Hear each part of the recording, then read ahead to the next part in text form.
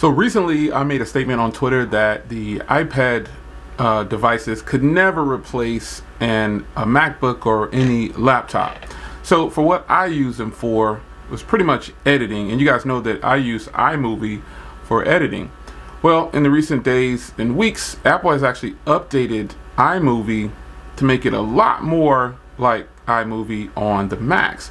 So I decided to put my money where my mouth was, and I decided to go ahead and create a video and edit it on the iPad. Now, some things you'll need to know is that currently I didn't have a dongle or any kind of adapter to get my footage from my DSLR to the iPad.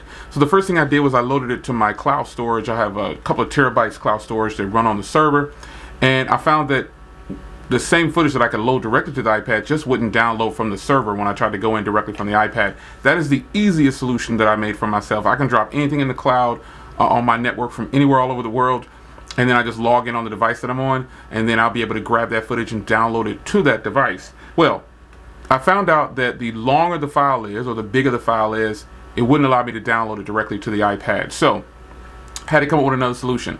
I have a Canon camera, and I can link this camera wirelessly to devices.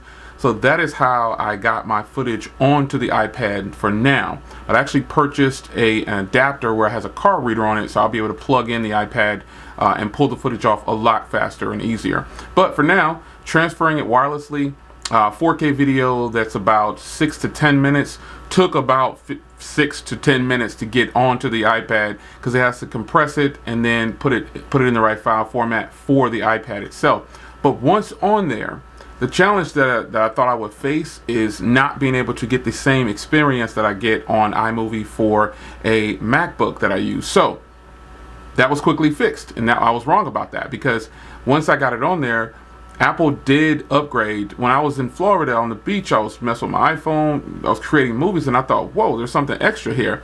You can now do split screen, do overlays, picture-in-picture, everything that you pretty much can do on the iMovie that's on the Mac. So it's kind of strange, but this is a good thing, because I think Apple, I saw a video, someone saying that Apple really doesn't want you to buy their expensive computers. They want you to buy iPads. But Apple is trying to convert people to buying iPads and using them a heck of a lot more. And it kind of makes sense. This might be true, because all the things that I could do on iMovie on a Mac can pretty much now do it on the iPad. So I decided to grab my 10.5 iPad Air, the 2019 model, because it has a 7nm chip with the A12 processor, and it is fast. So I recorded a video. It's about 6 minutes, and it's a 4K video. Then I started editing it on the iPad itself, dropping overlays, just putting different things in there. You can do all the things that you could possibly do on a Mac for editing. Now I'm looking at this just from an editing standpoint. Can an iPad replace a MacBook? For me, probably not, because it doesn't have all the features that and all the things I can do, like I/O. But can I use it for editing? I sure can, because this video is edited on the iPad Air 2019. It has that A12 chip, and it's blazing fast. The 4K footage on the timeline, it does scrub with ease. It's just a matter of waiting a little bit longer for it to render after you've completed the actual video when you're done editing. But editing on it, I do basic, like really basic editing, you know what I'm saying? So iMovie is what I use.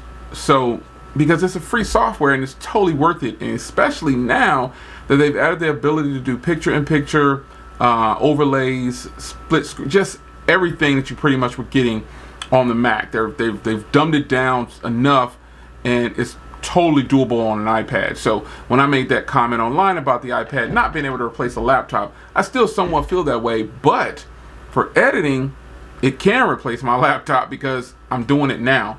So editing on an iPad, and I'm not even using LumaFusion. A lot of people use LumaFusion, which is cool.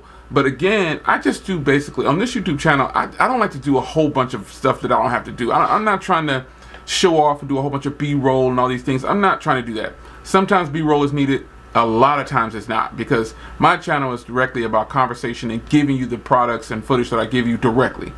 But in this situation, I humbly come back and say, You can use an iPad to edit a lot better now and closer to what you do on a Mac because of the last upgrade to iOS. Haven't heard very many people talk about it, but iOS has been updated on iMovie, and we're not even at iOS 13 yet. The last update to iMovie, it kind of took it over the top. So I'm really impressed. This video, edited on the iPad. Everything that you see, edited on the iPad. So it's your man Jay. Hope you guys enjoyed. I think Apple does want to sell more iPads. They don't want people on their computers anymore. What do you think? Edit on an iPad on the go, or take your MacBook? It's your man Jay. See you in the next one. Take care.